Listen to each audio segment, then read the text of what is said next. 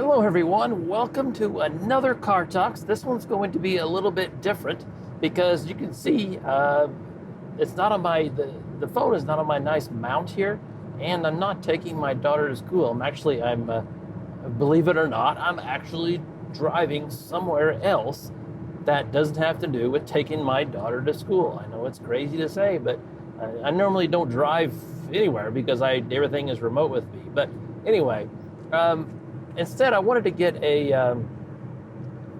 another Car Talks out here while I make this nice 2-hour trek home, and I wanted to talk about business automation. And I've traditionally focused more on like IT automation, using PowerShell, using Python to script this and script that. But there's a total different level of automation that I have never went into that I use every day. So I do a lot of things on the side. I have a full-time job as an automation engineer where I'm in a DevOps role. But I also do things like this Car Talks video, various YouTube videos, screencasts, Pluralsight courses, and a whole lot of freelance writing. And as part of that, automation is kind of in my blood. I love automating everything possible. And I've done that with my freelance business. So I kind of wanted to go into a little bit how I automate my freelance business and some of the tools that I use, and to maybe give you some ideas on how you can implement some of these tools and processes that I use. If you have a freelance business, or if you just have anything that you kind of want to organize some personal projects and that sort of thing. So first off, these Car Talks videos. So, if you're watching this, maybe you watch some of the other ones, you'll notice that the Car Talks videos all kind of have the same format. So whenever I record this on my iPhone, and right now, it's usually on a car mount, but right now I'm holding this with my arm. My arm is about ready to fall off, but it's worth it. It's worth it to get that content out there and to help you guys out a little bit. These Car Talks videos is a good example. So let me explain the process of how I get from recording all the way to getting them published on YouTube. So I record these videos with my iPhone, and the iPhone then saves an MP4 file to my to the drive on my iPhone. When I get home, I will then open up my Photos app, and then use AirDrop, and then AirDrop those whatever movies I have, whatever Car Talks videos I have, to my Mac. I AirDrop it to my Mac. You don't have to have a Mac or anything, but I put it on my Mac, and then it goes directly into Dropbox. I could save this video directly to Dropbox on my Dropbox app on my phone, but the videos are so big, and I don't want to eat up all my data. So once they go into Dropbox and get uploaded into Dropbox, that automatically kicks off a workflow. So I have it set up to where as soon as a new file, a new Car Talks video is in a certain folder in my Dropbox, I have a service called Zapier, which I need to do some blogging about, and maybe I do some Car Talks about to explain that service. But the service Zapier is just like it's like IFTTT, if you're familiar with that, where it allows you to link together various services through their APIs and through webhooks. So, for that Zapier service, I can tell it every time a folder goes into every time a video goes into this certain folder in Dropbox, it then automatically kicks off another process. And this is what I have a workflow in Zapier set up to do this. So as soon as a video is put into a certain Dropbox folder, it will then kick off a Basecamp task.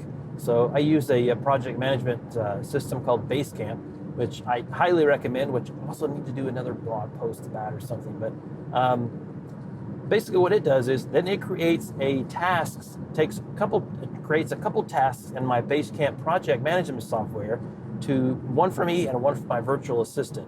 So every time these videos have to get are processed, I have to do some things after they get uploaded to YouTube. So it creates a task to create the playlist, set a description, and a few other things that I can't automate.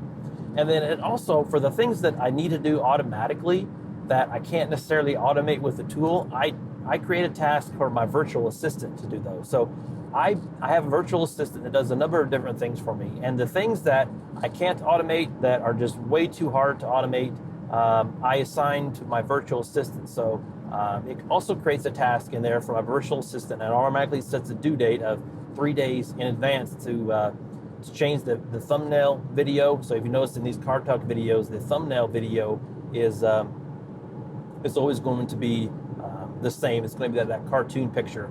So he does that. I can't automate that stuff.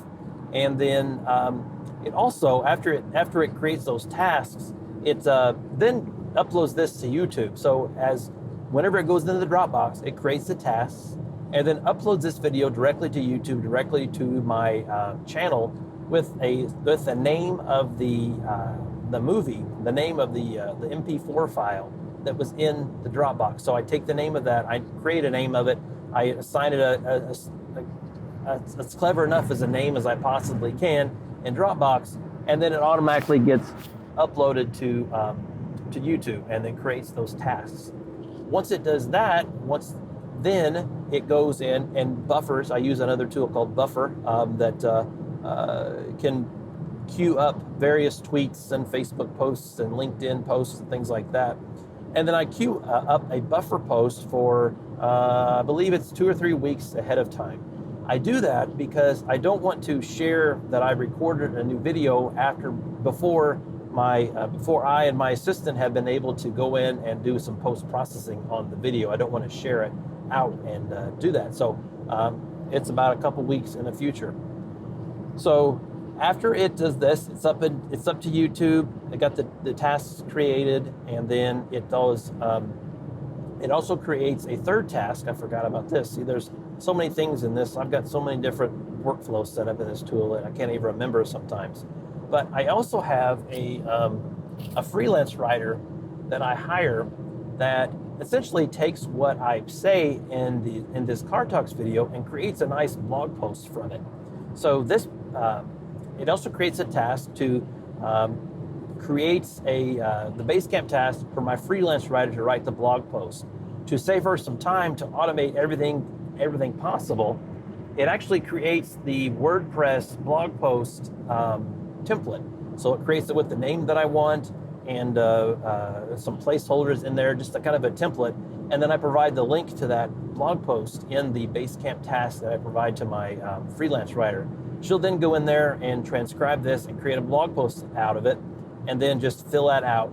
And then she'll automatically put that into a pending review status, so it's not published right away. When it's sent into the pending review status, it then creates me a Basecamp task again to then review the pending post, and then I'll go in and just make sure it looks okay, and then I will schedule it. So it automatically sets the schedule to a month. I believe it's a month out. That's all part in a scheduling queue that I have for WordPress. So I want to write as much as I can, as much as I want, but I want it to follow a specific schedule. I have a plugin in WordPress that allows me to